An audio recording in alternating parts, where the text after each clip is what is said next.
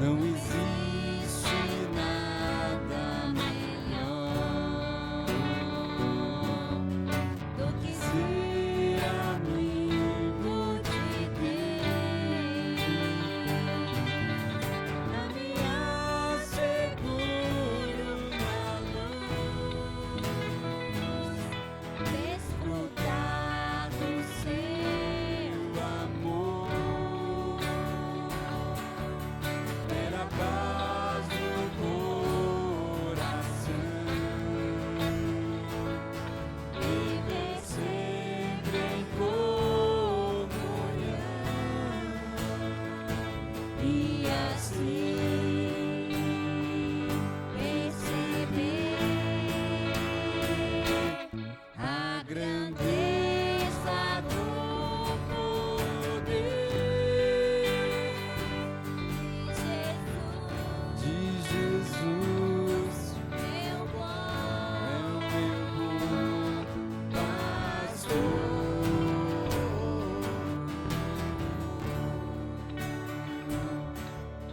Ter a paz no coração, viver sempre em comunhão e assim perceber a grandeza do poder de Jesus, é o meu bom pastor.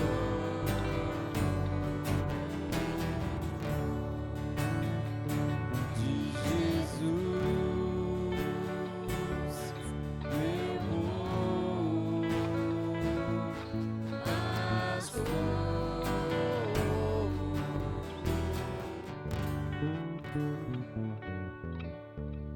Bom dia, que bom que você está aqui.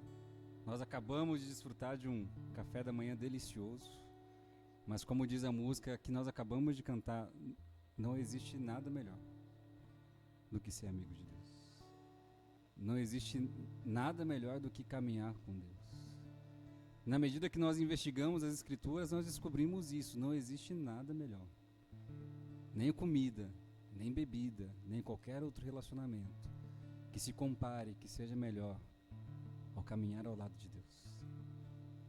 Então lembre-se que é um grande privilégio você estar aqui hoje, onde Deus te chama para estar aqui nessa manhã, para caminhar com Ele, para desfrutar do seu amor, do seu perdão, da sua paz. Saiba disso, você está aqui hoje porque o Senhor te chamou para estar aqui. Quero convidar você a ficar de pé, nós juntos fazermos a leitura do Salmo de número 54. Eu vou fazer a leitura dos versos ímpares e convido vocês a fazer a leitura dos versos pares, bom?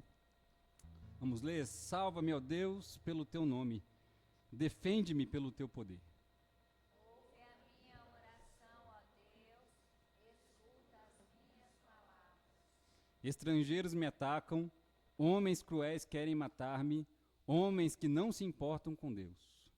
Certamente Deus é o meu auxílio, é o Senhor que me sustenta. Recaia o mal sobre os meus inimigos, extermina-os por tua fidelidade.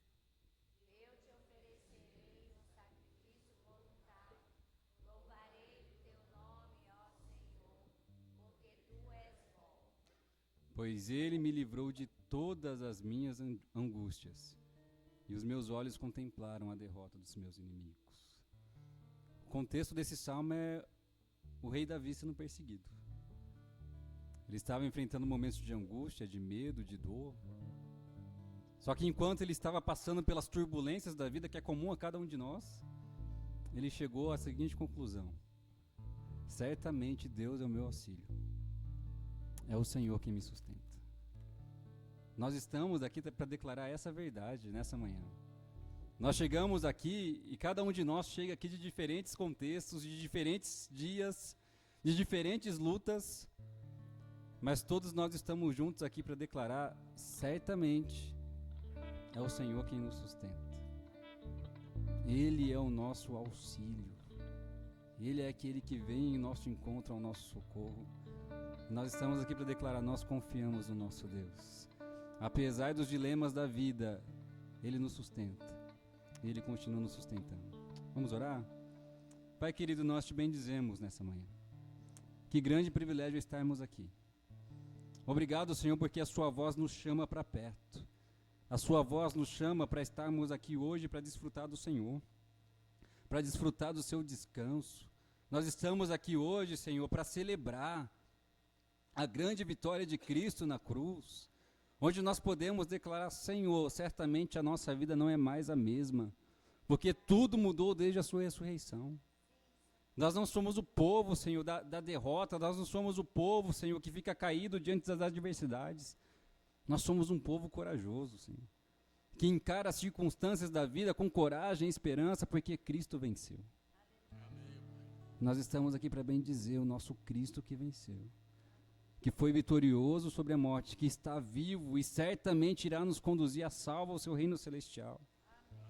Ó Senhor, que essa manhã seja tempo de celebração, que seja tempo de alegria diante do Senhor, porque certamente o Senhor está no meio de nós. Certamente o Senhor é o nosso auxílio, certamente o Senhor é quem nos sustenta, e por isso nós não permanecemos caídos. Nós confiamos no Senhor, porque o Senhor vive e reina, e nós podemos elevar os nossos olhos para o céu e ter a plena convicção: o Senhor reina sobre todas as coisas. Nada foge do controle das suas mãos, e por isso nós podemos descansar seguros, porque o Senhor é o nosso Deus. Em nome de Jesus nós oramos. Amém.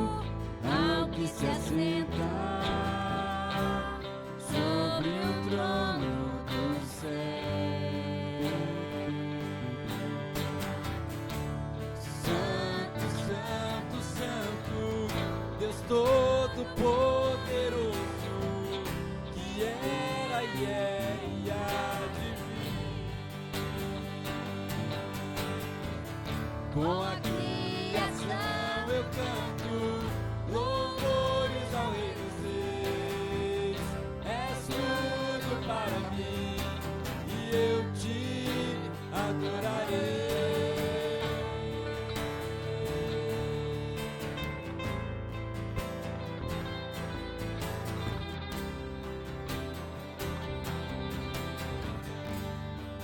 Está vestido?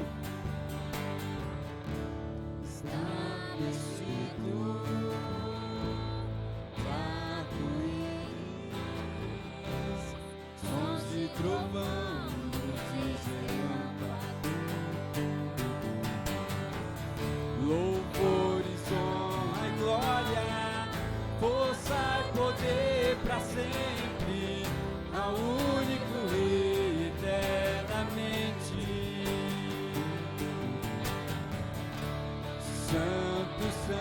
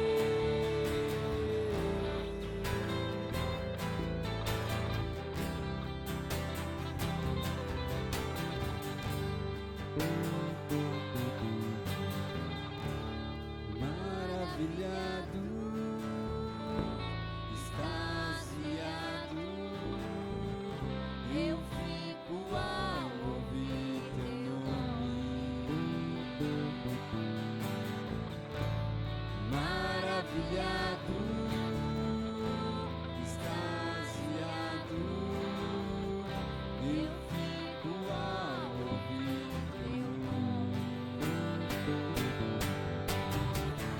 Jesus, teu nome é força, é fôlego de vida, misteriosa água viva. Santo, Santo, Santo, Deus Todo-Poderoso, que era e é e há de vir. Com a criação eu canto louvores ao Rei dos Reis. És tudo para mim e eu te adorarei.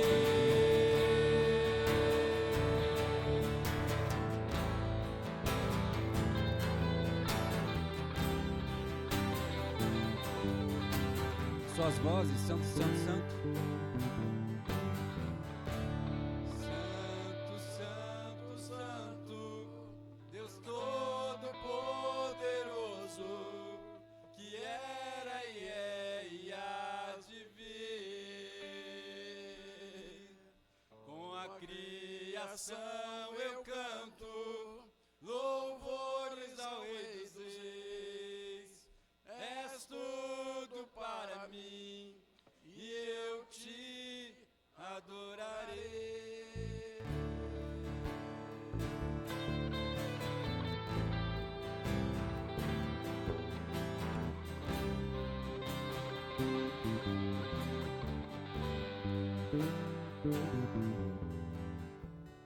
Pedir para o nosso irmão diácono Paulo Henrique que faça a Deus uma oração de adoração ao Senhor.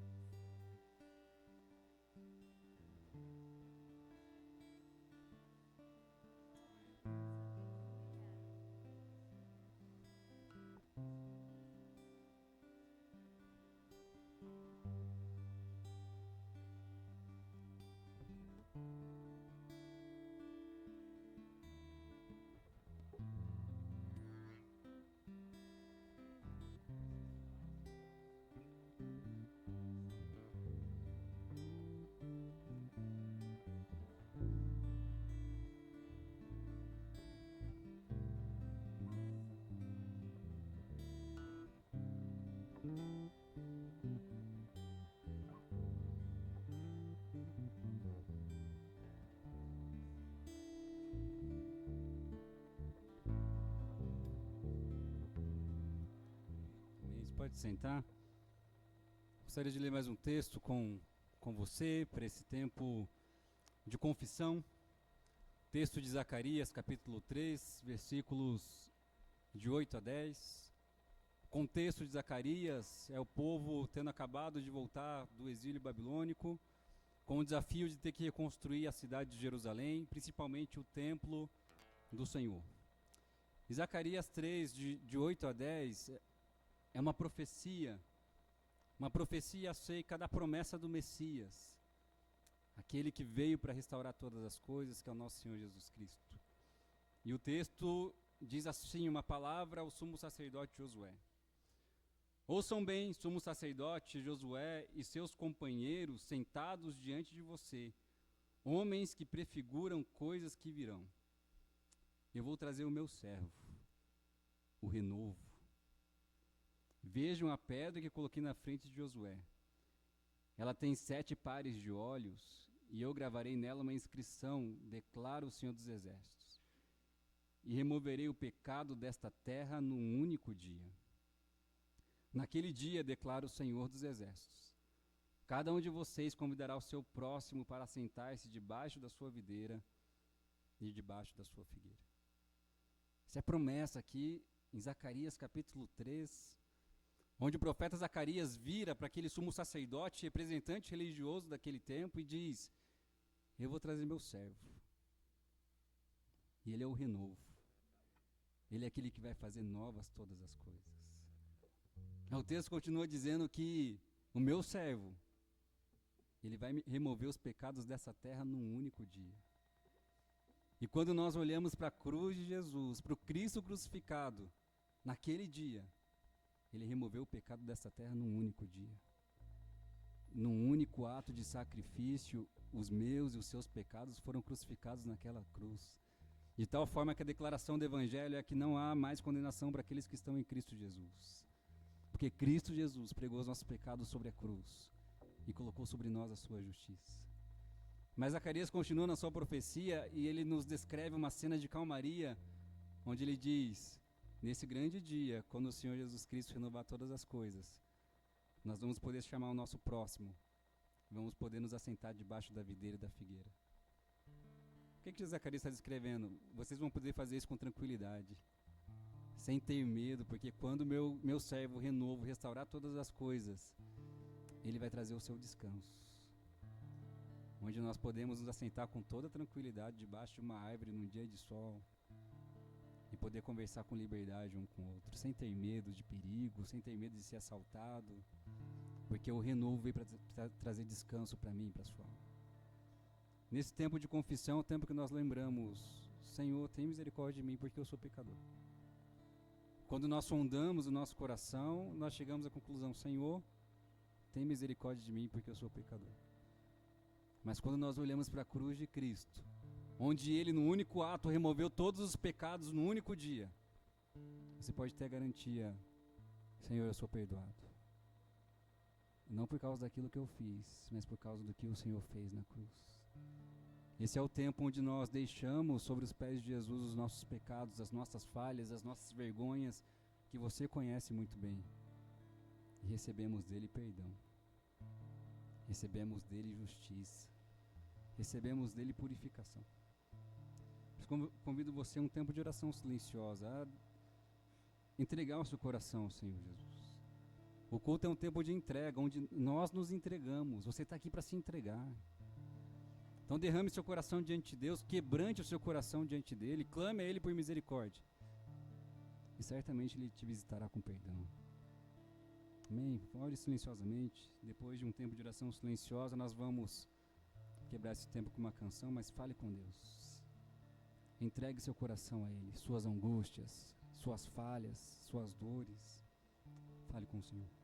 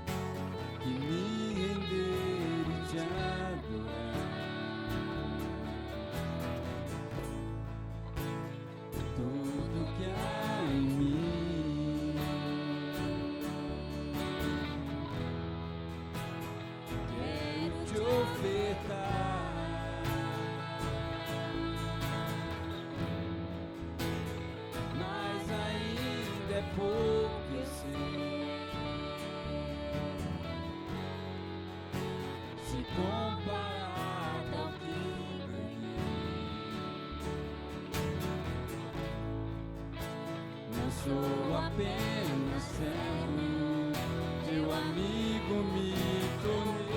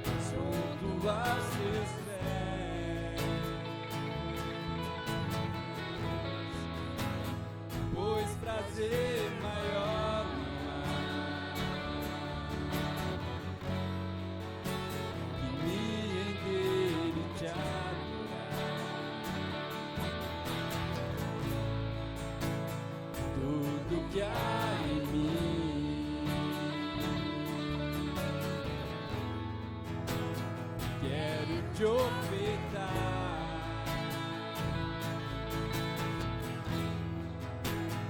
mas ainda é pouco, eu sei, se comparado ao que ganhei.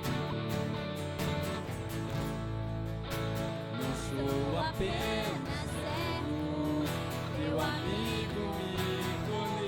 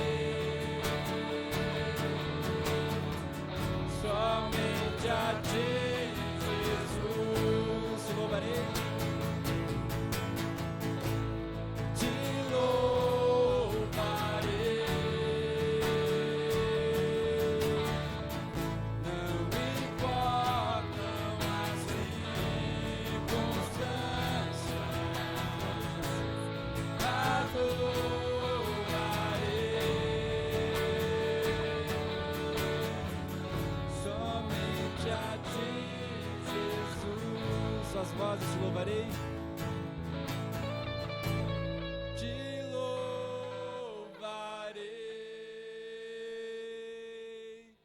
Não importam as circunstâncias, adorarei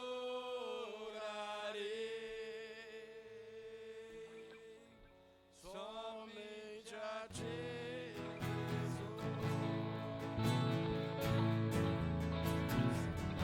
Somente a ti, Jesus. Somente a ti, Jesus.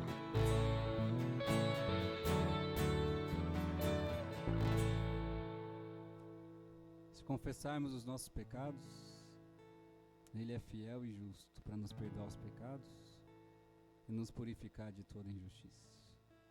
Não por causa de nós, por causa de Cristo Jesus. Quero ler mais um texto com vocês nesta manhã. Nesse tempo onde nós adoramos a Deus por meio da entrega dos nossos recursos. Existe um texto de Atos, capítulo 20, versículo 35, que ele é muito enfático a respeito disso. Onde o apóstolo Paulo, ele diz o seguinte: em tudo que fiz, mostrei-lhes que mediante trabalho árduo, devemos ajudar os fracos, lembrando as palavras do próprio Senhor Jesus Cristo que disse, vamos ler juntos? A maior felicidade em dar do que em receber. Melhor é dar do que receber, é a versão mais resumida desse versículo. Esse ensinamento do Senhor Jesus Cristo, né? que por meio do seu sacrifício ele mostra, não, de fato, melhor é se entregar do que receber. Que por meio da entrega de Cristo Jesus, ele conquista para si muitos irmãos. Porque a lógica do evangelho é melhor é entregar do que receber. Essa é a vida do Senhor Jesus Cristo. Então convido você a ficar de pé. Enquanto nós cantamos a próxima canção, se você veio preparado, você pode dedicar ao Senhor seu dízimo e sua oferta, lembrando das palavras do nosso Senhor Jesus Cristo. É melhor dar do que receber.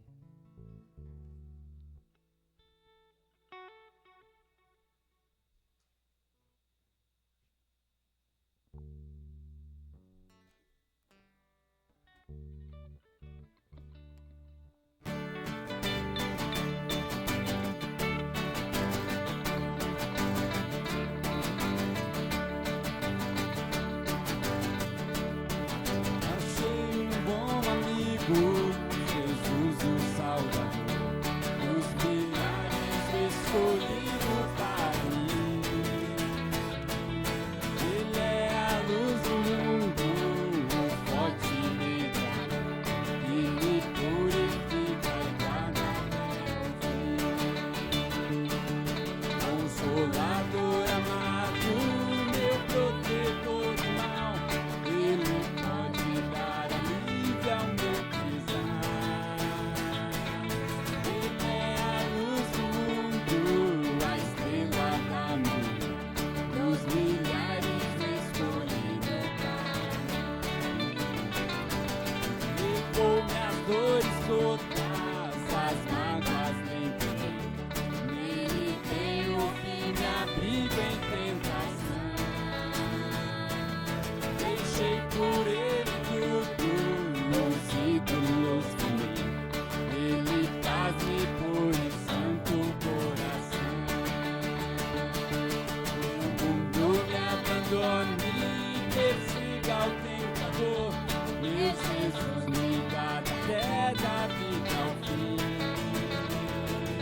Ele é a luz do mundo, a estrela da manhã, dos milhares o escolhido para mim. Jamais me desamparar, nem me abandonará. Se fiel e obediente aqui viver, está sempre ao meu lado e me protegerá. Até quando fácil possa ver. Então ao céu subindo, na glória eu me verei, com Jesus meu Salvador morando enfim. Ele é a luz do mundo, a estrela da manhã, dos milhares o escolhido para mim.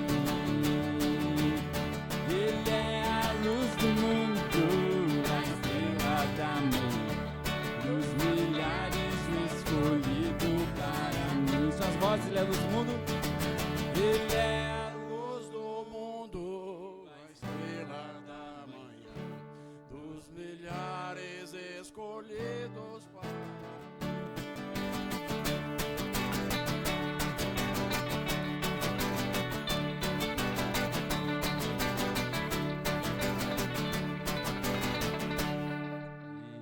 E glória a Deus. Nosso irmão Jonathan, fazer uma oração de gratidão ao Senhor. Sim,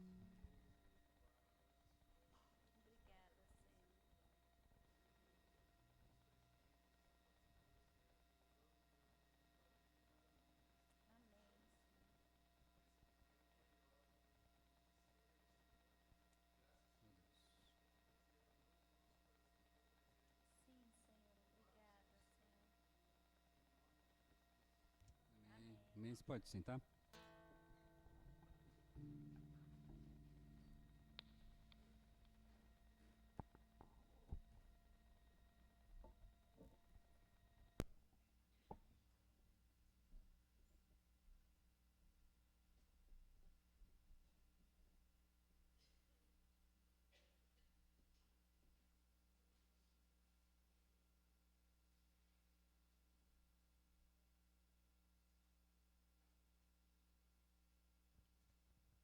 Bom, quero convidar vocês à leitura do breve catecismo,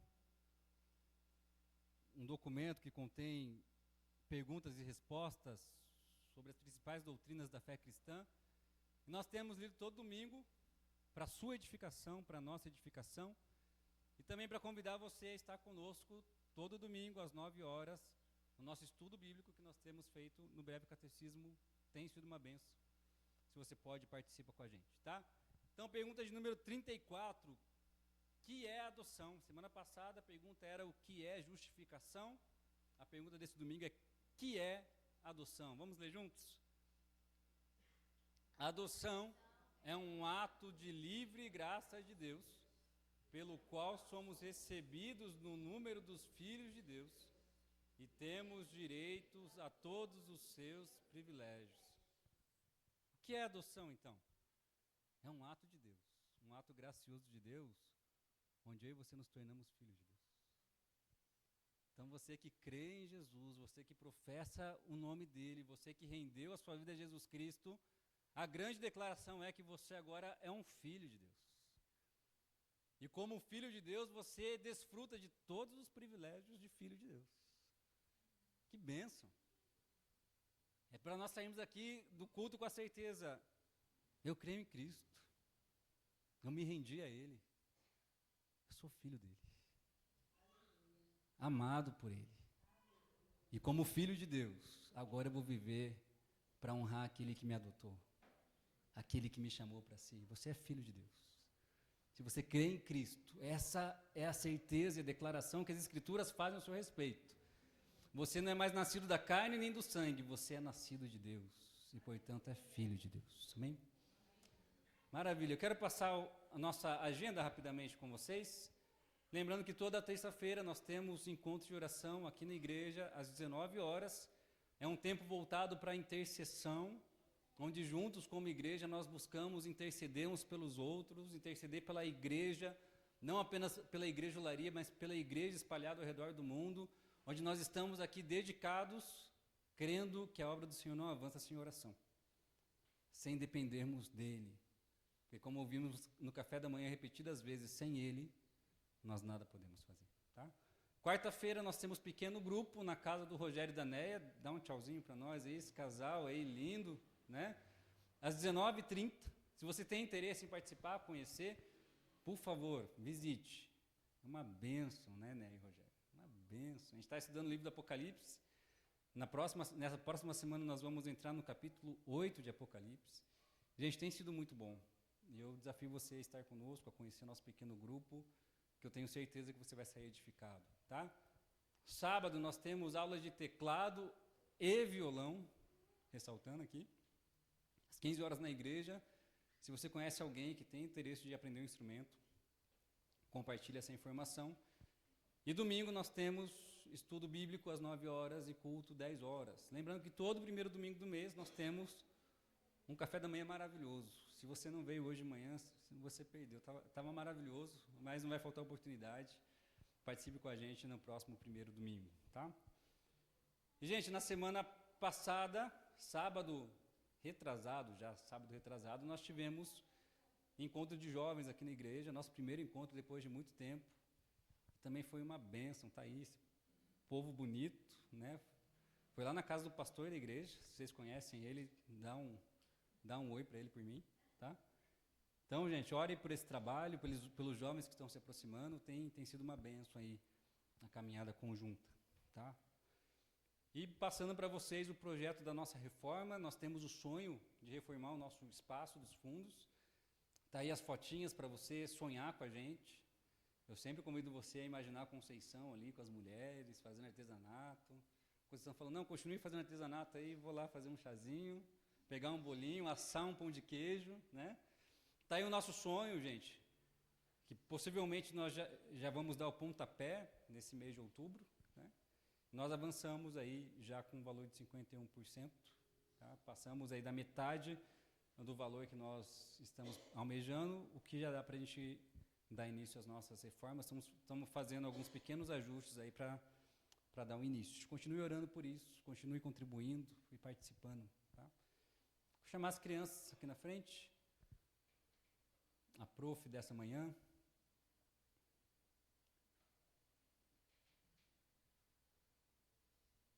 protetor.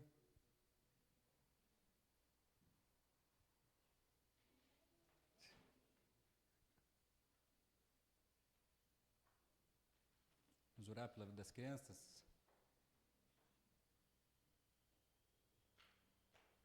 Pedir para a irmã Palmira fazer essa oração pela vida das crianças.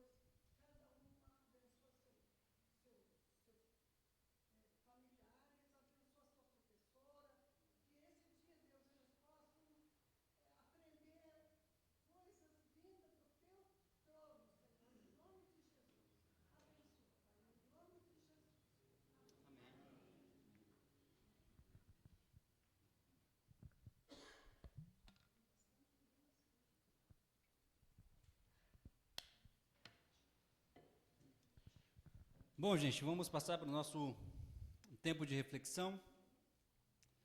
Hoje nós vamos iniciar uma nova série de mensagens que nós estamos chamando de coletivamente solitários. Coletivamente solitários. Eu não sei se você sabe, mas nós vivemos num contexto por aquilo que é chamado de epidemia da solidão. Nós vivemos um contexto afetado, marcado por aquilo que é conhecido como epidemia da solidão. Nós estamos num mundo com um pouco mais de 8 bilhões de pessoas e, ao mesmo tempo, a OMS, a Organização Mundial da Saúde, afirma que 1 a cada 6 pessoas se sente terrivelmente solitária. Se você é bom de fazer cálculo aí, nós estamos falando que num mundo de um pouco mais de 8 bilhões de pessoas, mais de 1 bilhão delas se sente terrivelmente solitária. É muita gente, num mundo de tanta gente, que se sente sozinha.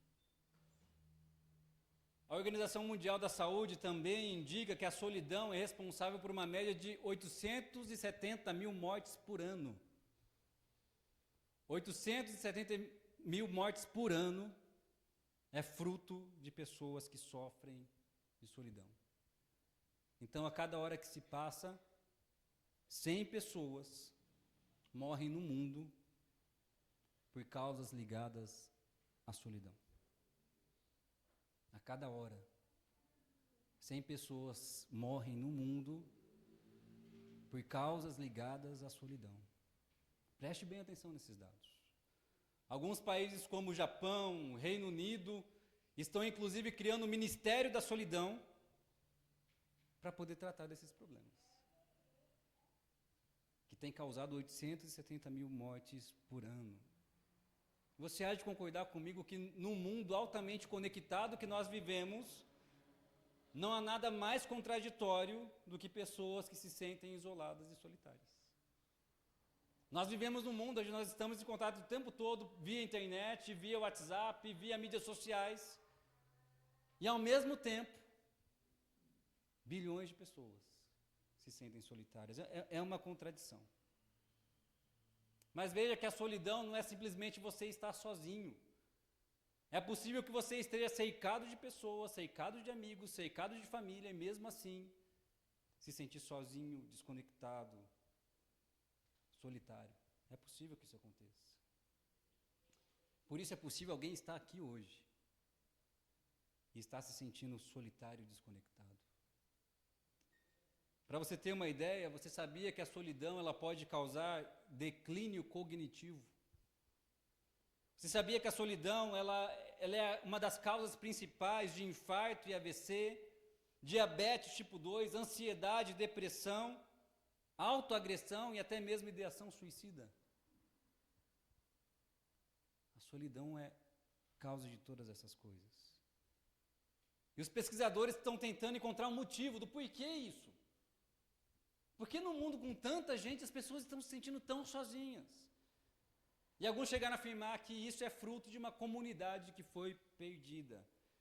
Eles acreditam, como afirmam, que a solidão é um produto da modernidade, com seus avanços tecnológicos rápidos, a grande urbanização dos grandes centros, o capitalismo levando ao maior individualismo e enfraquecimento de laços sociais. Cada vez mais os apartamentos são menores, as famílias são menores, os contatos são menores, e no mundo com tanta gente, uma comunidade se perdeu. Gente, esse é o contexto que nós vivemos. Onde você está lá andando pela rua 15 e é possível que uma a cada 6 pessoas que você passa por elas está se sentindo terrivelmente solitária. Sem ninguém com quem contar. E a pergunta é, será que as Escrituras oferecem uma resposta diante de um desafio como esse? Será que a palavra de Deus tem respostas, tem caminhos para responder o problema desse contexto que nós vivemos? Será que a palavra de Deus tem respostas que afetam inclusive o povo de Deus? Tem gente crente se sentindo assim. Por que nós estamos propondo passar um mês conversando sobre um tema como esse? Porque nós cristãos, gente, nós precisamos aprender a responder perguntas que as pessoas estão fazendo. As pessoas estão fazendo esse tipo de perguntas. Por que eu me sinto tão sozinho? Por que eu não consigo me conectar com ninguém? Por que ninguém se importa comigo? O problema é que por muito tempo nós cristãos tentamos responder perguntas que ninguém está fazendo. E vira essa guerra. Quem está certo? Calvino ou Armínio? E a gente se fecha no nosso clube com embates teológicos, com embates de ideias, e esquecemos que tem pessoas que estão fazendo perguntas diferentes. Por que eu estou sozinho? Será que Deus existe? Será que Deus existe e Ele se importa comigo? Será que tem alguém nesse universo que se importa comigo? Essas são as perguntas que as pessoas estão fazendo. E é esse tipo de pergunta que nós precisamos aprender a responder. E nós vamos ver que sim, gente, as Escrituras elas têm recurso suficiente para responder ao problema da solidão. As Escrituras têm resposta para isso. E nós vamos ver ao longo desse mês que a resposta que as Escrituras oferecem para o problema da solidão é a comunhão, é a amizade, é o contato um com o outro. É aquilo que nós estamos fazendo aqui. E que deve se estender para além daqui. Gente, nosso desejo aqui é que nós sejamos igreja onde ninguém aqui se sinta sozinho. Amém por isso? Onde ninguém aqui se sinta sozinho, onde você pode olhar para essa comunidade e pensar, eu sei que lá tem gente que se importa comigo. Eu sei que lá, se eu der um grito, alguém vai vir me socorrer. É esse tipo de igreja que nós desejamos ser. Onde todos saibam que vocês têm gente que vocês podem contar aqui dentro. Você não está sozinho. Você não está sozinho. Então, gente, ao longo desse mês nós vamos observar várias amizades de personagens bíblicos ao longo das Escrituras, para que eu e você possamos aprender a sermos amigos. Para aprendermos um pouquinho mais sobre amizade, tá? E, gente, primavera chegou, está quente. Se quiserem ligar o ventilador, fiquem à vontade aí, tá? Está à disposição, conecta na tomada aí. Não sofra, tá? Liga o ventiladorzinho aí. Então, gente, o reino de Deus é um reino de amigos. É um reino marcado por amizade. E hoje eu quero conversar com você sobre o tema apoio nas crises, onde nós vamos conversar sobre uma das amizades mais impactantes que nós temos nas Escrituras. Se você pensou, esses dois, você está certo, Davi e Jonatas.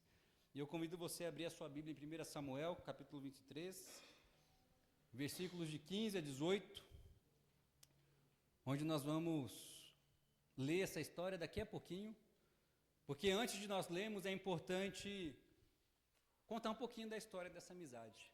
Tá? É possível que seja uma das histórias mais fascinantes sobre o tema amizade que nós temos registrado nas Escrituras, então vale a pena nós contarmos um pouquinho da história da amizade desses dois. Até porque 1 Samuel, capítulo 23, versículos de 15 a 18, é a última vez que esses dois personagens, que esses dois amigos se encontram, tá? Vai ser a última vez que eles vão se ver ao longo da história. Pois bem, se você quiser folhear sua Bíblia, fica à vontade, tá? Eu vou passear um pouquinho aí em 1 Samuel. A amizade dos dois nasce em 1 Samuel, capítulo 18, tá? 1 Samuel, capítulo 18, nasce a amizade entre Davi e Jonatas. E essa amizade nasce logo após o adolescente Davi, que devia ter em torno de 17 a 20 anos, logo após ele ter derrotado o gigante Golias e salvar o povo de Israel dos seus inimigos. E ele, com a cabeça de Golias ainda em mãos, ele é chamado pelo rei Saul para vir até a sua presença. E nós vamos ver em 1 Samuel 18 que Saul não celebra a vitória que Davi conquistou ao matar o gigante Golias. Saul não celebra. Saul, na verdade, ele quer saber quem que você é. Não, eu quero saber quem você é, eu quero saber como você fez isso. E aí nós já começamos a perceber que Saul sempre enxergou Davi como uma ameaça ao seu trono, porque ele não é capaz de celebrar a vitória que Davi conquistou, confiando em Deus para o povo de Israel. Mas em 1 Samuel capítulo 18 nós vemos que Davi está ali na presença do rei Saul. Jonatas olha para Davi, e Jonatas era filho do rei Saul, era herdeiro do trono, mas ele olha para Davi, ele olha para a conquista de Davi, ele olha, depois que ele derrotou o gigante Golias, o texto vai dizer que a alma de Jonatas se ligou com a de Davi, e que Jonatas o amou como ama a sua própria alma. E nesse mesmo capítulo, eles fazem uma aliança de amizade. É linda a palavra que as Escrituras oferecem para o início da amizade de Davi e Jonatas. Jonatas amou Davi como ama a sua própria alma. A alma de Jonatas se ligou à alma de Davi e eles se tornaram grandes amigos. Mas pensa comigo um pouquinho, que se alguém tinha motivos para sentir inveja de Davi era Jonatas, não era verdade? Se alguém tinha motivos para se sentir ameaçado por Davi, era Jonatas. Porque Jonatas era o herdeiro do trono. Quando Saul morresse, quem assumiu o trono? Jonatas. Jonatas era mais velho que Davi. Eles tinham idades diferentes, eram de tribos diferentes, eram de contextos diferentes. E Davi estava ali ganhando destaque. Foi ele quem matou o gigante Golias, ele se tornou uma lenda para o povo judeu. Jonatas tinha todos os motivos para invejar Davi, para enxergar Davi como uma ameaça. Mas Jonatas vai revelar para nós que a amizade não tem a ver com disputa, não tem a ver com rivalidade, não tem a ver com comparação, a amizade não tem a ver com interesses pessoais, mas a amizade tem a ver com amor, compromisso e entrega. Guarde essas três palavras. A amizade tem a ver com amor, compromisso e entrega. De tal forma que ainda no capítulo 18, nós vamos ver Jonatas tirando a sua armadura, tirando a sua capa, tirando a sua espada, tirando o seu arco e dando tudo a Davi. Honrando Davi pelo que ele fez. É como se Jonatas dissesse: Davi, eu honro você hoje, porque você libertou o povo de Israel, e eu te admiro por isso. Eu te amo por isso. Jonatas mostra para nós que a amizade tem a ver com amor, compromisso e entrega. Ainda no capítulo 18, nós vamos ver que Saul, pela primeira vez, tenta matar Davi. É uma cena engraçada, porque Davi está lá tocando a sua harpa, um espírito vem sobre Saul, Saul pega a sua lança e tenta cravar Davi numa parede. Aí começa Saul invejando Davi, porque Davi estava travando uma série de batalhas e estava se saindo bem sucedido.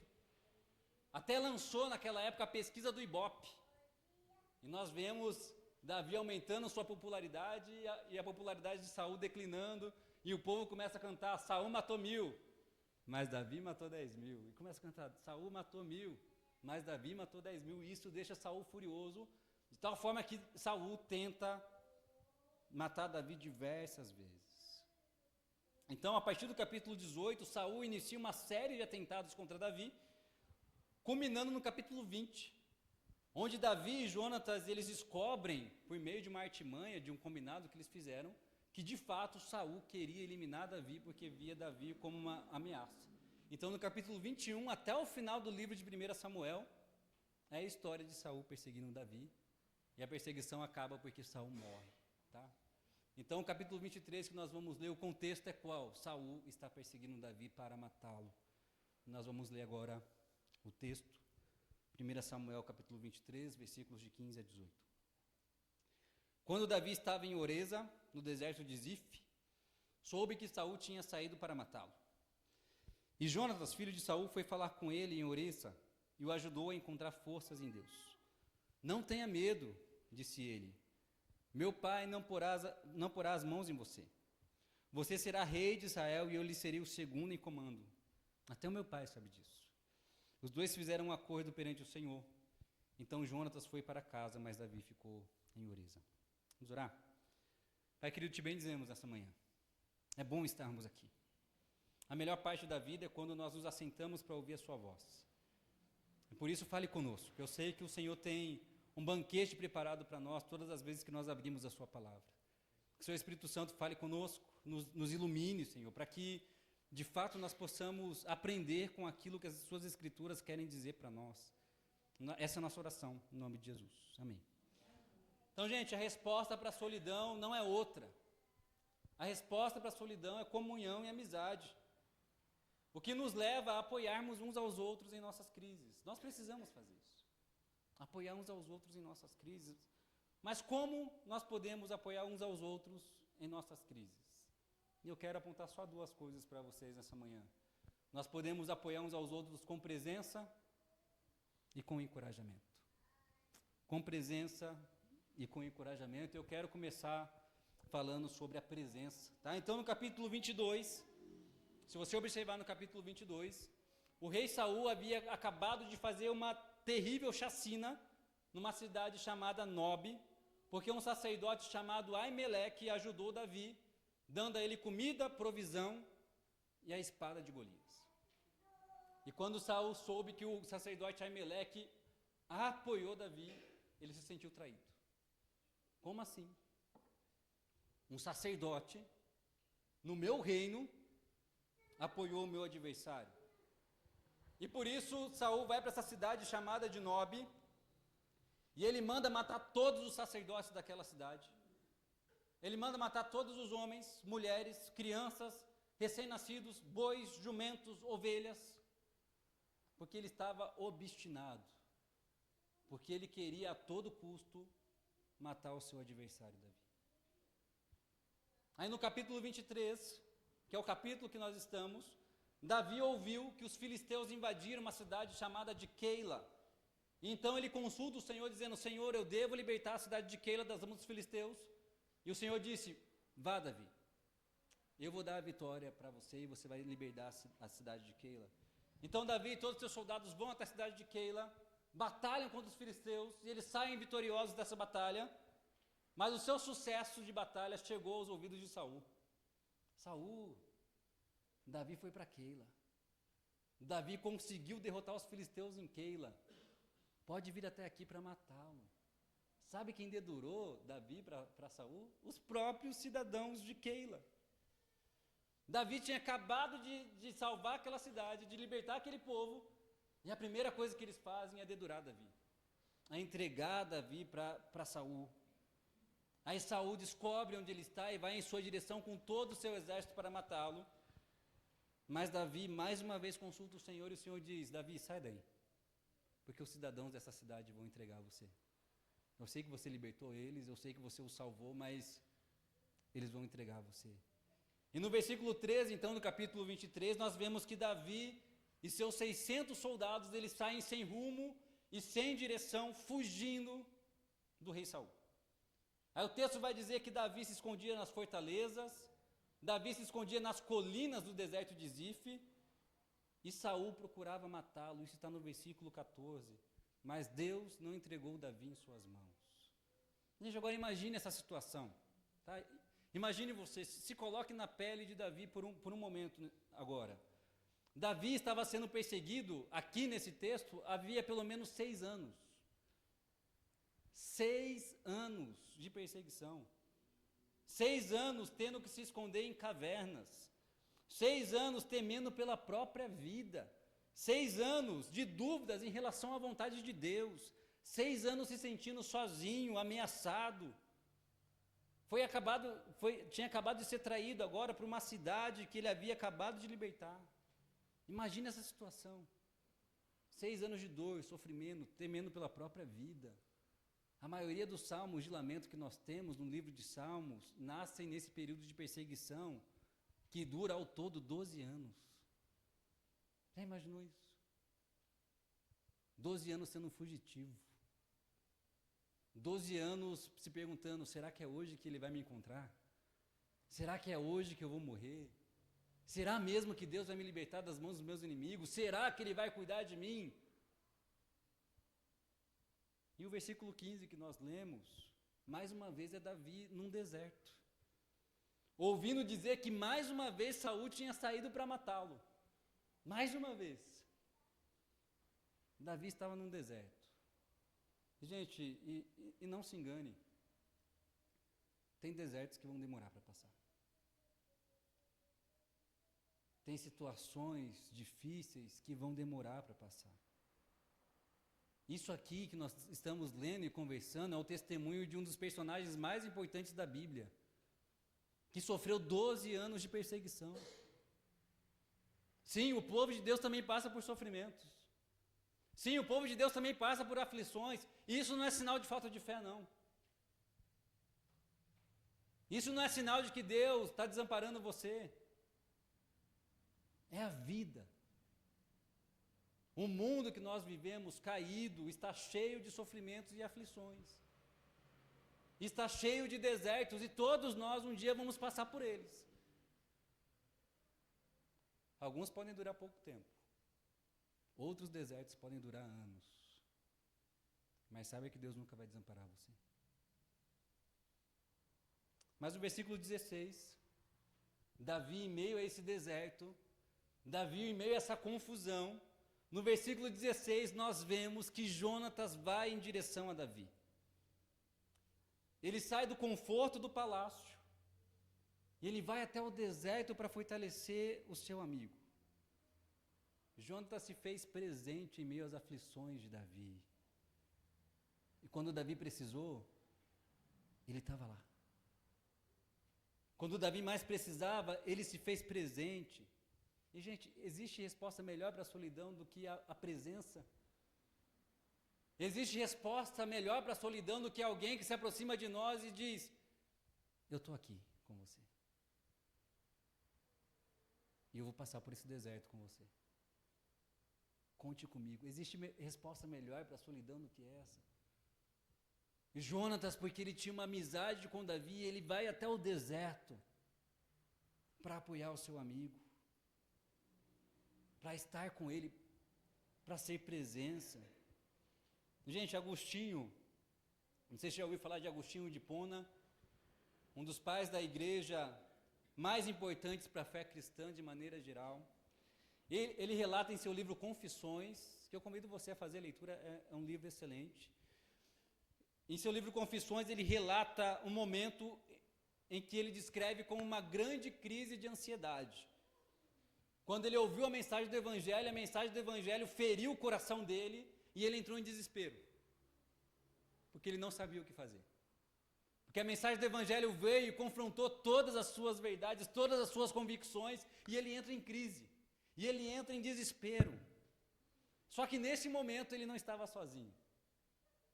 Tinha um amigo do lado dele. E esse amigo era conhecido como Alípio. E olha só o que Agostinho vai dizer em Confissões. Alípio, amigo de Agostinho, Alípio me seguiu a cada passo dessa crise que eu tive. Embora ele estivesse presente, não senti nenhuma intromissão na minha solidão. Mas como ele poderia me abandonar naquele estado? Esse confronto no meu coração foi uma batalha contra mim mesmo. Mas Alípio ficou quieto ao meu lado e esperou em silêncio pelo resultado do meu estado de agitação inédito. Ou seja, o que Agostinho está dizendo? Eu estava em desespero, mas meu amigo estava lá. E não é à toa que em outro lugar do seu livro Confissões, ele vai descrever o seguinte: eu não seria feliz sem amigos. É isso que Agostinho vai declarar em Confissões. É isso que Jonatas e Alípio estão ensinando para nós. Eu e você somos convidados a sermos presença. Eu e você somos convidados a emprestar os nossos ouvidos, dar espaço para que os outros possam sofrer as suas crises, mas sem deixá-los na solidão. Olha que maravilha o que Jonatas e Alípio nos ensinam, a sermos presença na vida um do outro, a compartilharmos as nossas dores, as nossas crises, as nossas lutas, ou aquilo que a palavra de Deus vai chamar de fardos. Nós somos chamados para sermos presença na vida um do outro. Gente, o que isso nos ensina como igreja? Isso nos ensina que você e eu devemos ser mais presença na vida uns dos outros. Eu e você devemos ser mais presença na vida uns dos outros. Porque os termos que a Bíblia utiliza para descrever a igreja não é empresa, não é uma franquia, não é um shopping, não é uma cafeteria. Os termos que a Bíblia utiliza para descrever a igreja é família. E como família devemos ser presença na vida um do outro. Gente, isso significa que não faz sentido sermos igreja se continuarmos sendo estranhos. Isso significa que não faz sentido nós estarmos aqui todo domingo e não conhecermos ninguém. E não estreitarmos laços, não faz sentido. Porque o convite das Escrituras é para nós sermos Jonatas e Alípio na vida de alguém aqui. Para sermos presença. De maneira prática, e aqui eu quero desafiar você mesmo.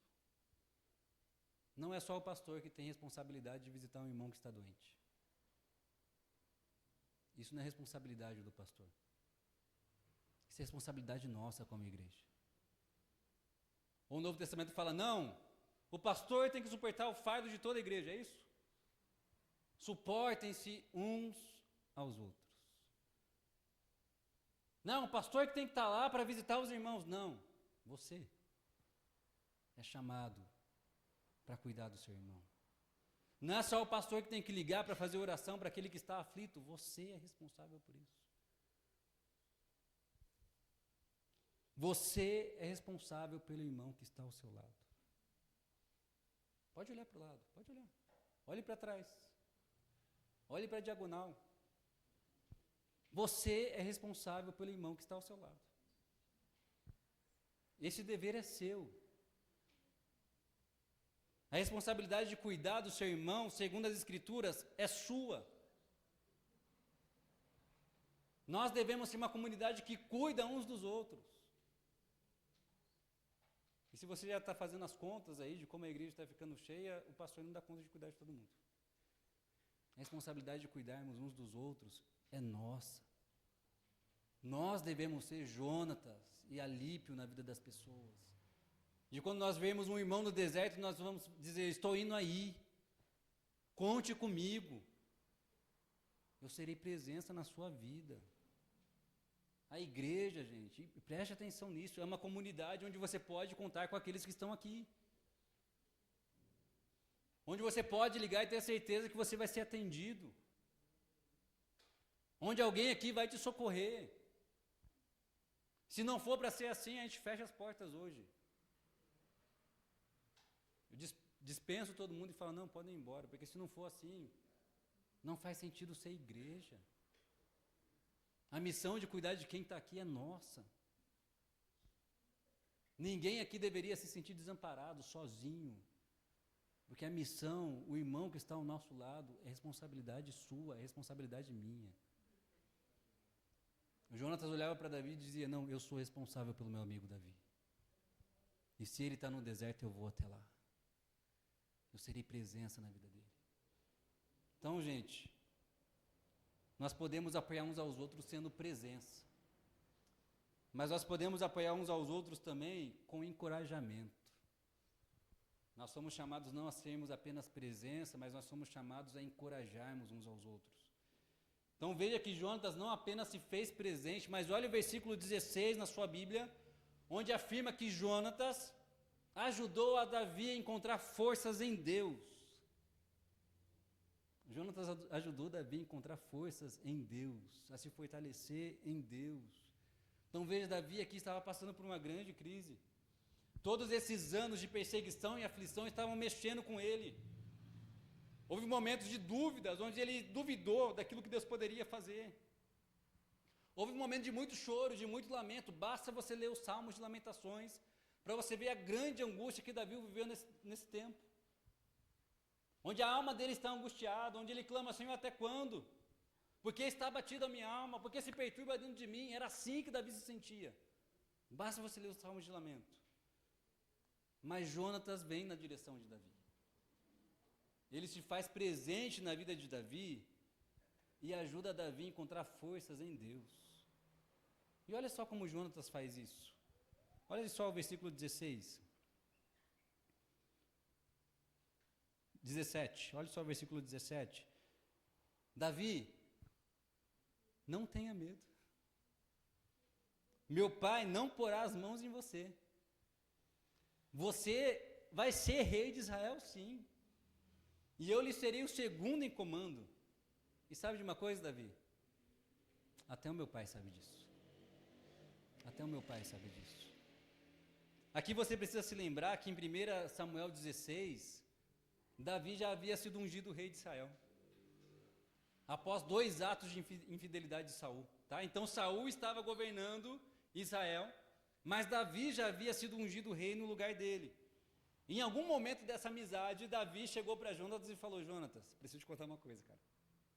Mas por favor, não fique bravo comigo, porque eu sei que isso vai afetar você.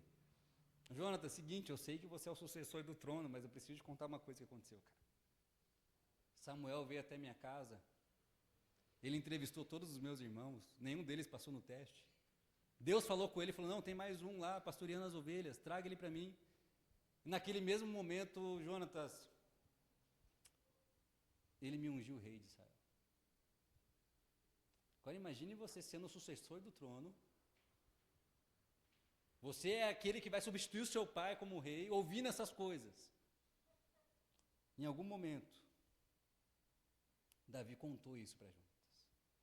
E olha a postura que Jonatas teve. O texto aqui está falando para nós. Ao invés de ficar irado com Davi, ao invés de querer matar Davi como seu pai fez, Jonatas abriu mão de lutar pelo trono, Jonatas abriu mão do seu status, Jonatas abriu mão do seu poder, da sua fama, porque reconheceu que aquilo que Deus estava fazendo envolvia Davi, não ele. Jonatas virou para Davi e falou, se é isso que Deus quer, é assim que será. Porque eu não vou resistir contra Deus. Olha a postura de Jonatas, gente.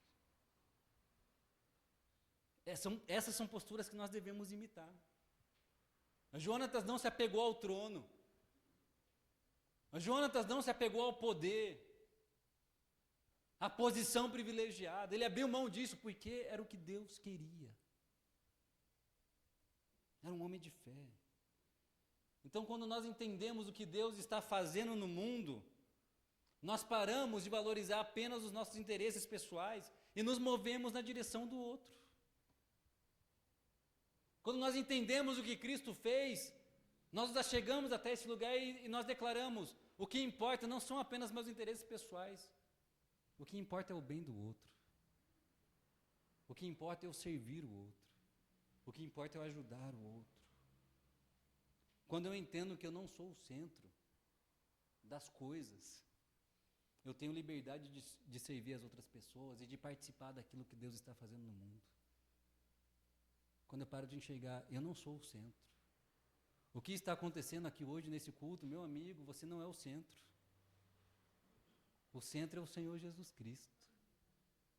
E importa que nós o sirvamos enquanto nós servimos uns aos outros. Porque alguém já ocupa o trono, esse alguém é o Senhor Jesus, não você, não eu. O que importa é servirmos uns aos outros. Eu não sou o centro. Mas como que Jonatas consola Davi? Davi, ele Jonatas vira basicamente para Davi e diz: Davi, olha para mim, Davi.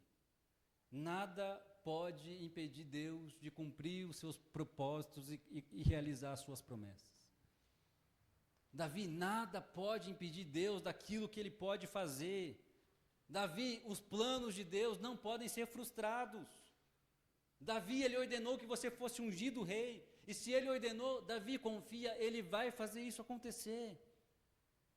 Nem mesmo meu pai pode fazer isso, Davi. Até mesmo meu pai sabe que Deus não pode ser impedido.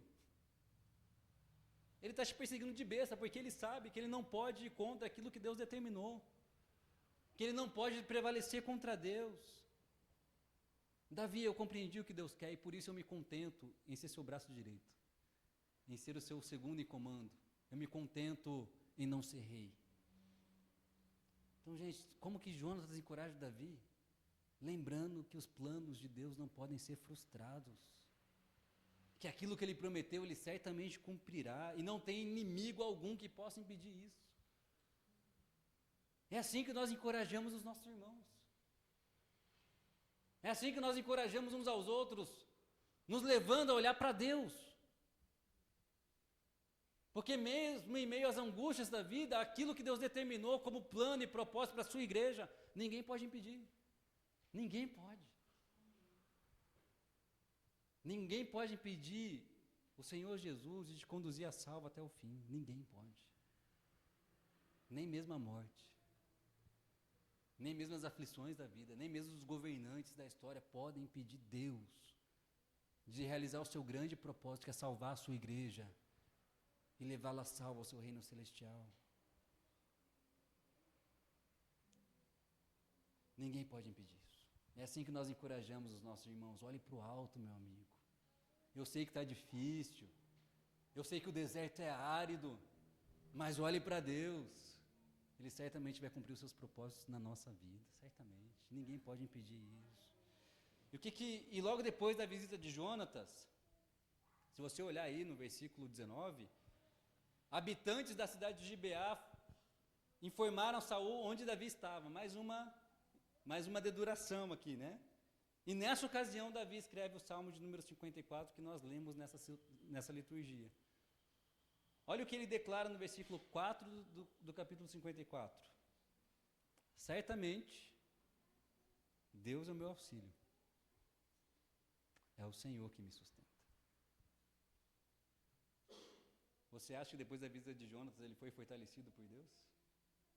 Sim ou não? Sim ou não? Depois da visita do seu amigo, o que ele declara? Certamente Deus é meu auxílio. É o Senhor quem me sustenta, e quem me lembrou disso foi meu amigo Jonatas. Ele que me lembrou que Deus está comigo. Ele que me lembrou que Deus que me sustenta. Que nada pode impedir Deus de cumprir seus planos. Olha só o que a presença e o encorajamento de um amigo fez com o coração de Davi. E o Salmo 54, ele lamentando pelos seus inimigos, mas certamente Deus é meu auxílio, é o Senhor que me sustenta. Meu amigo me lembrou disso. O que isso quer dizer para nós como igreja?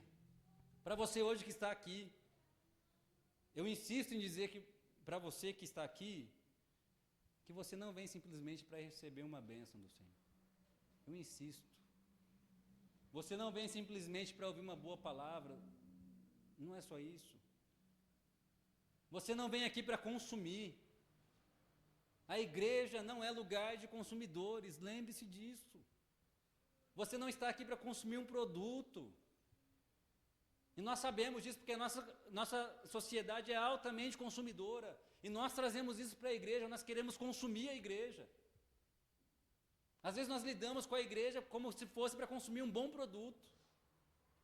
A gente vem aqui como avaliadores que depois deixam o comentário lá no Google, né? Não, a igreja, a parede estava mal pintada, os músicos desafinaram, o pastor falou besteira, eu não vou mais nesse lugar. A gente lida com a igreja como se nós fôssemos consumidores, avaliando um produto, não é? Mas você não é consumidor. Se você é discípulo de Jesus, se você é um cristão, você não é um consumidor. Você vem aqui para se entregar e servir. Você vem aqui para se entregar e servir. Você vem aqui para se entregar a Deus, mas você vem aqui para se entregar aos seus irmãos também. Você vem aqui para se entregar para o povo que está aqui. Isso que significa que aqui é o lugar onde nós nos encorajamos uns aos outros. E permanecemos firmes na certeza que, apesar das aflições da vida, Deus certamente cumprirá os seus propósitos. É isso que nós viemos fazer aqui, fortalecer uns aos outros. Fique firme, irmão. Nós já chegamos até aqui para encorajarmos uns aos outros. Está difícil, está. Mas Deus vai cumprir os seus planos e propósitos. E veja só. Mais uma vez. Não é só o pastor que é responsável por encorajar os irmãos. Não é só o pastor. Não é só o pastor que tem uma palavra de Deus. Você é responsável por fortalecer o seu irmão que está caído. Você. Deus não deu dons apenas para o pastor. Deus deu dons para você, para que você possa fortalecer os seus irmãos. Não é só o pastor que lê a Bíblia, é? Não é só o pastor que ora. Não é só o pastor que estuda, eu espero que não.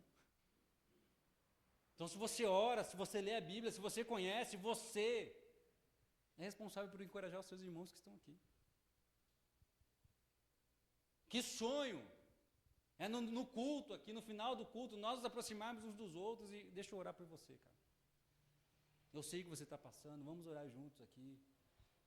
Fique firme no Senhor, se fortaleça no Senhor. Ele está cuidando de você, certamente Ele é seu auxílio, certamente Ele te sustenta, porque você é responsável por encorajar o seu irmão. Todos nós deveríamos sair daqui encorajados. Estou no deserto? Estou. Mas certamente o Senhor me sustenta, Ele é meu auxílio. Eu vou encarar isso com coragem, porque Ele está comigo. Lembra do testemunho que eu compartilhei de vocês, de Agostinho com seu amigo Alípio? Quando nós desfrutamos da presença e encorajamento de bons amigos, nós somos levados a afirmar o que Agostinho afirmou. E olha só o que ele escreve no seu livro Cidade de Deus, capítulo 19, parágrafo 8. O que é que nos consola nessa sociedade humana sobrecarregada de erros e tormentos, senão a fé sincera e a mútua afeição de verdadeiros e bons amigos? O que é que nos consola, senão a fé sincera e o consolo dos nossos amigos? O que consola uma sociedade solitária, senão a fé sincera e o consolo de bons amigos? Nós precisamos de amigos, gente. E é isso que nós desejamos ser aqui. Todos nós seríamos consolados se nós formos bons amigos aqui.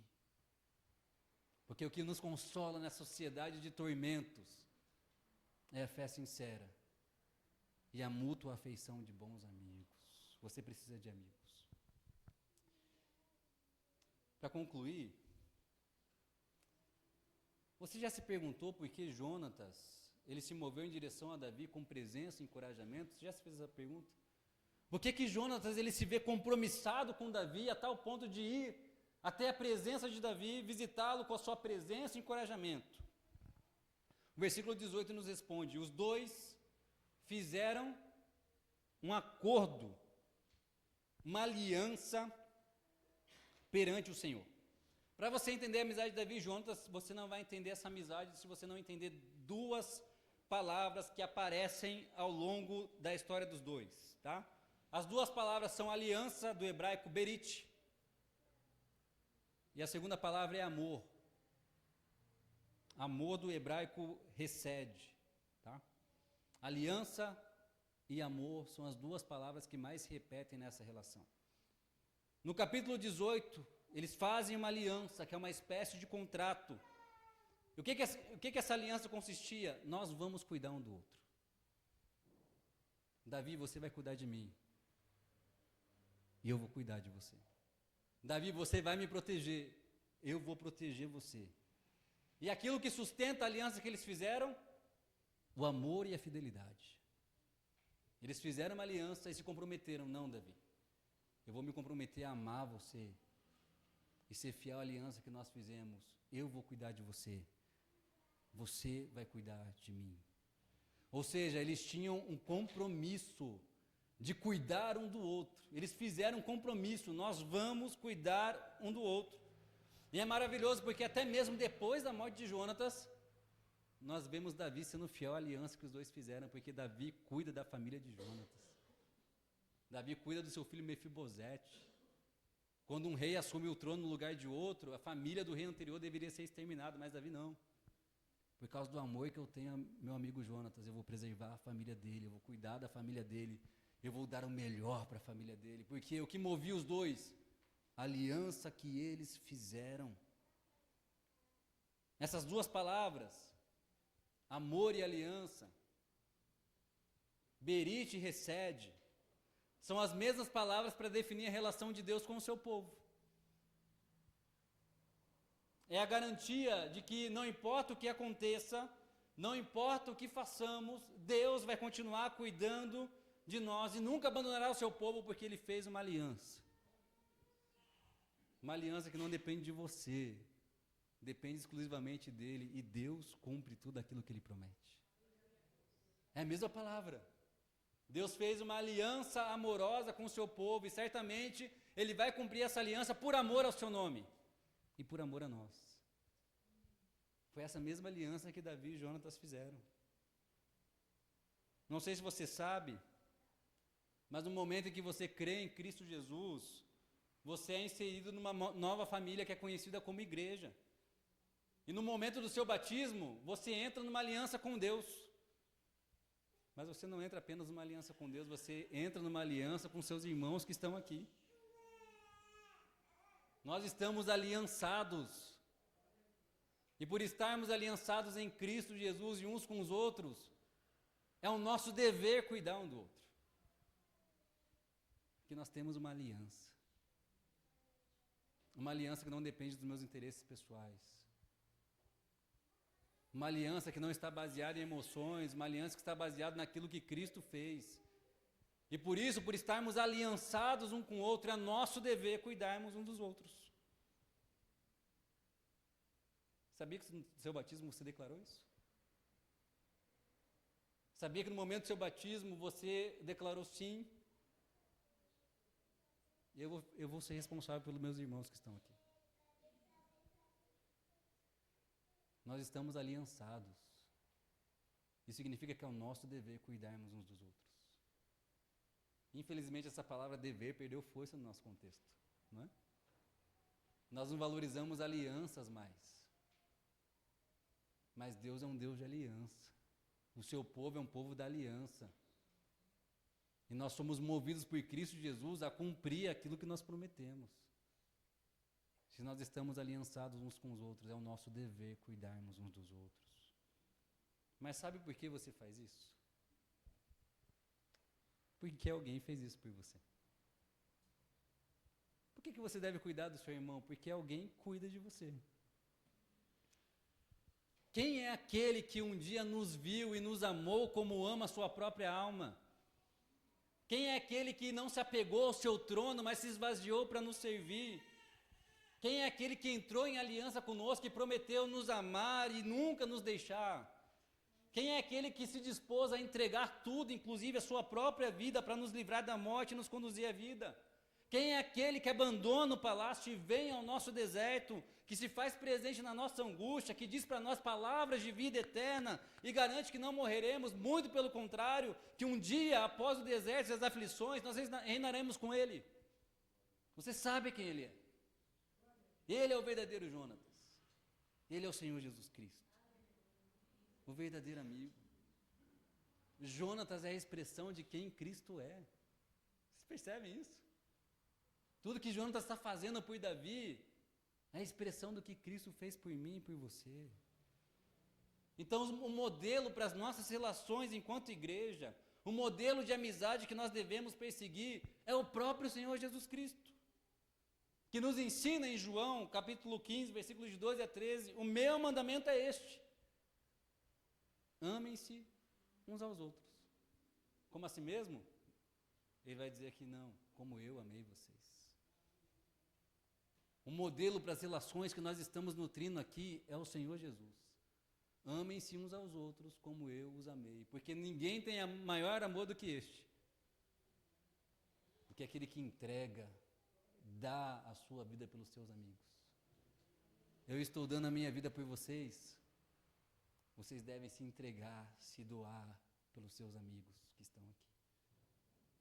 Por isso o apóstolo Paulo em Filipenses 2, ao falar que não devemos fazer nada por ambição egoísta ou vaidade, e considerar os outros superiores a nós mesmos, de cuidarmos não apenas dos nossos interesses, mas dos interesses dos outros, assim como Jonatas fez, ele termina afirmando, tende em vós o mesmo sentimento, a mesma atitude de Cristo Jesus. Ele é o modelo. Por isso nós nos movemos em direção ao outro com presença e encorajamento. Porque em Cristo Jesus, esse é o nosso dever. Esse é o seu dever. Esse é o meu dever.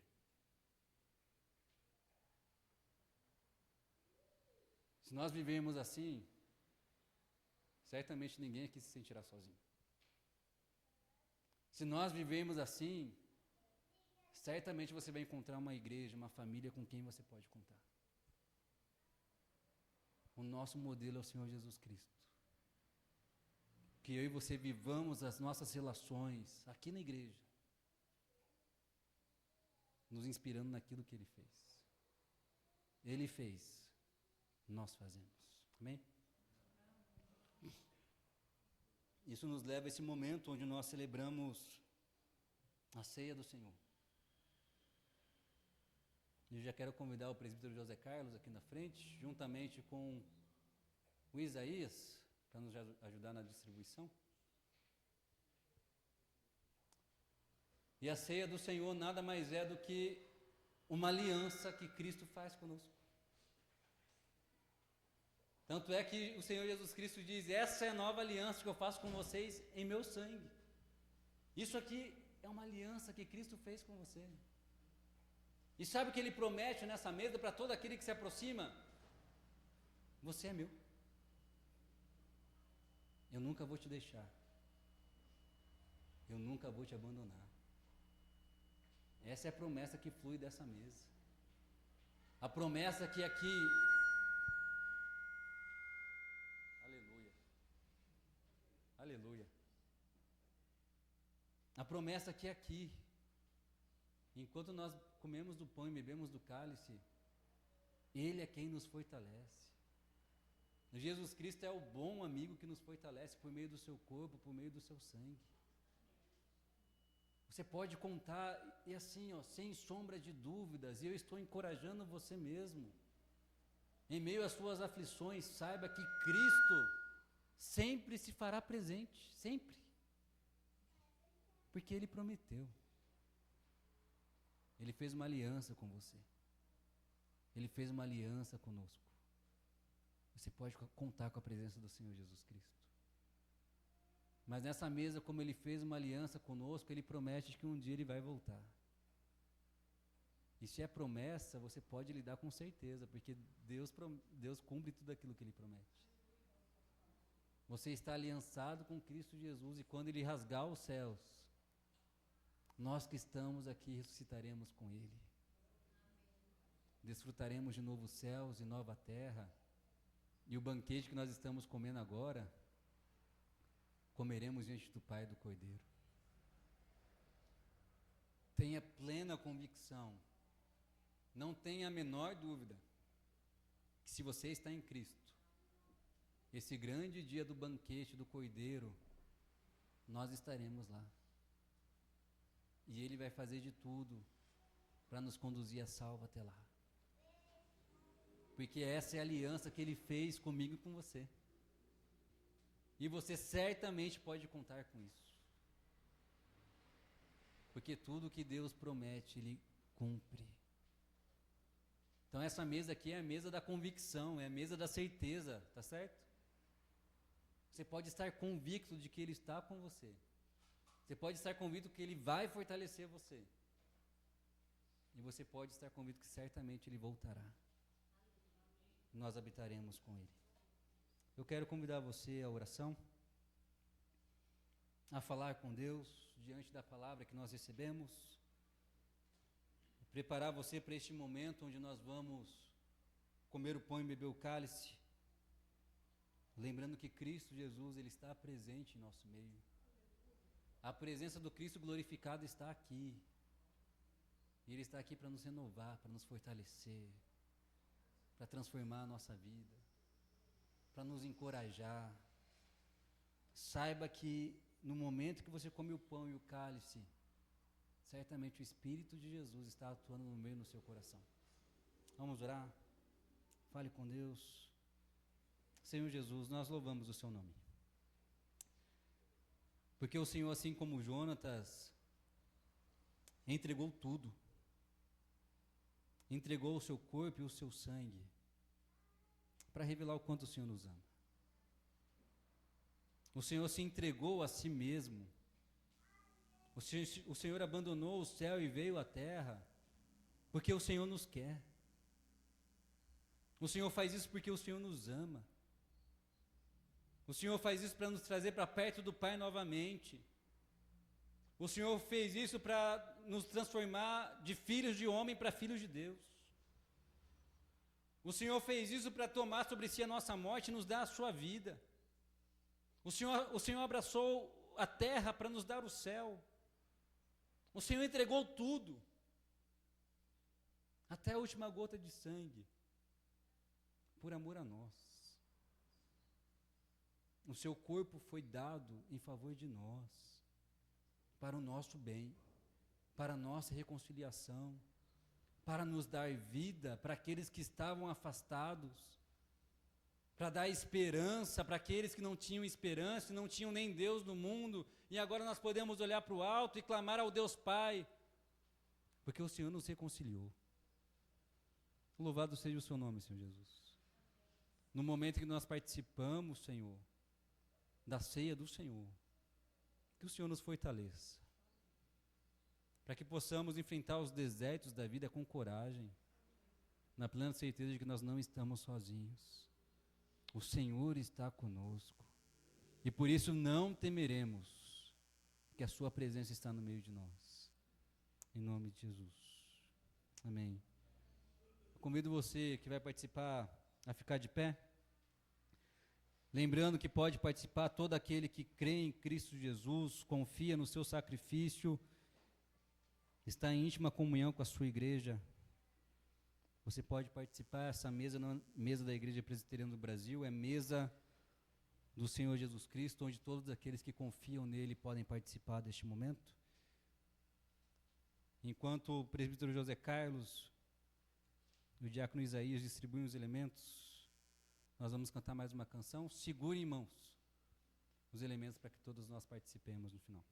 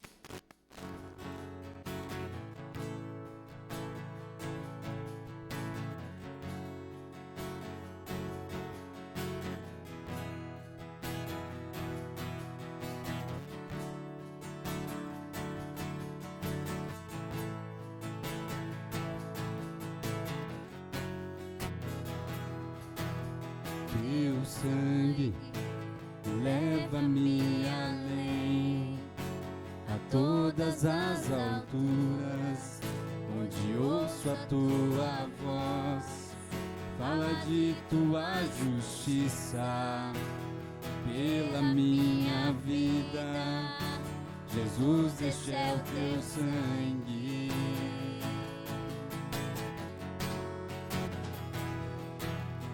A cruz tua graça, fala do amor do Pai, que prepara para nós um caminho para Ele, onde posso me achegar somente pelo sangue.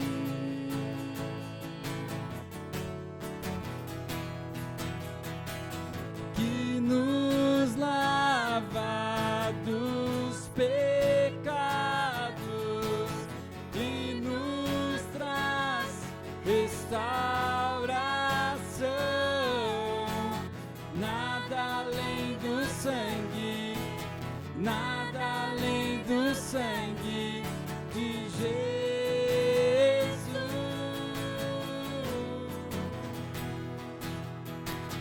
Que nos faz brancos como a neve, aceitos como amigos de Deus. Nada além do sangue, nada além do sangue de Jesus.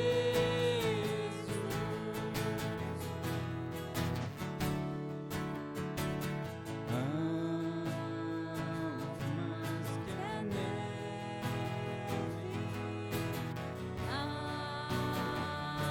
mais que a neve, se neste sangue lavados, mais alvo que a neve serei. Só as vozes, algo mais que a neve. Mais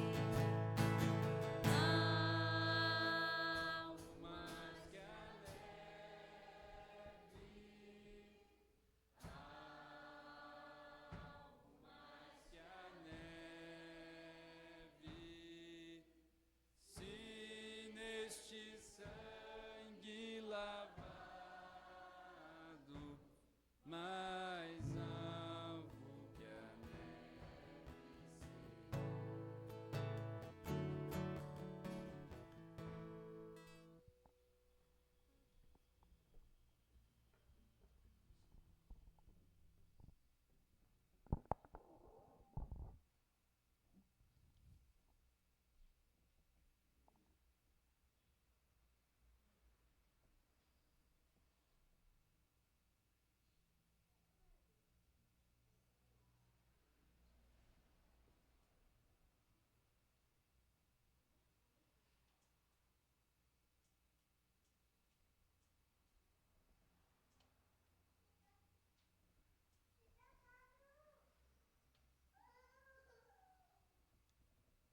Todos que vão participar receberam os elementos? Ninguém foi omitido?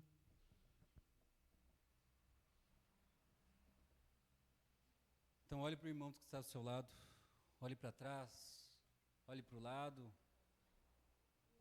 Você é responsável pelo seu irmão. O Senhor Jesus, que entregou o seu corpo e o seu sangue por nós, nos ensina que nós devemos nos entregar uns aos outros. Nesse momento nós não participamos sozinhos, nós participamos juntos. Isso é ser igreja. Então, na noite que Jesus foi traído, ele tomou o pão, tendo dado graças, o partiu e disse: esse é meu corpo que é entregue em favor de vocês. Comei dele todos.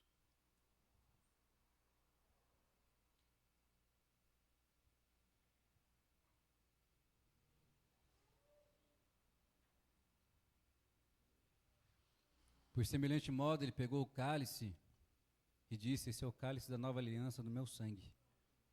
Bebei dele todos em memória de mim.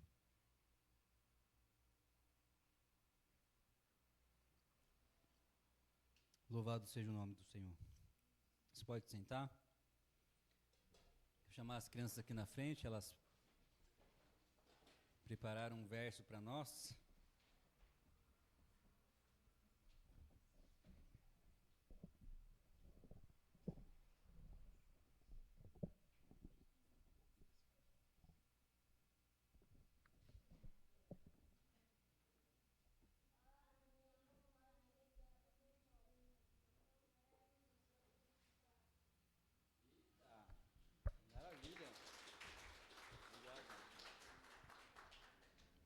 Há amigos mais chegados que irmãos.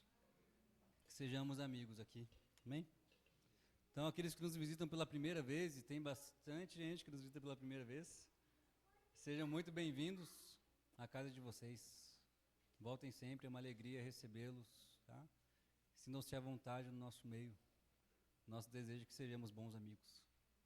Vamos orar, receber a bênção do Senhor? Seja Deus gracioso para conosco e nos abençoe. Faça resplandecer sobre nós a luz do seu rosto, para que se conheçam na terra os seus caminhos entre todos os povos a sua salvação. Deus Pai, Todo-Poderoso, Criador dos céus e da terra, estabelece o seu reino no meio de nós. Senhor Jesus Cristo, Filho do Deus vivo, tenha misericórdia de nós, pecadores. Santo Espírito, fôlego do Deus vivo, renova a nossa vida, renova o mundo inteiro, para a glória do seu nome. Amém, amém. Uma boa semana a todos. Deus